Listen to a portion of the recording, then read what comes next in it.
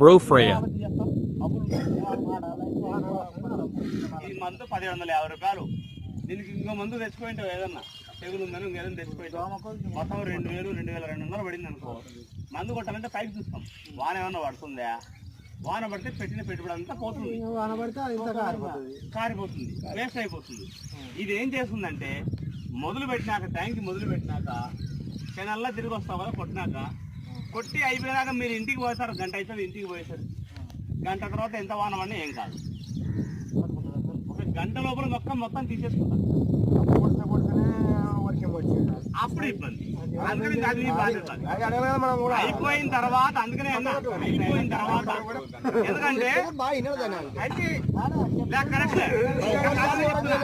అందుకనే మబ్బులుండి సింకులు పడుతుంటే కుట్టద్దండి.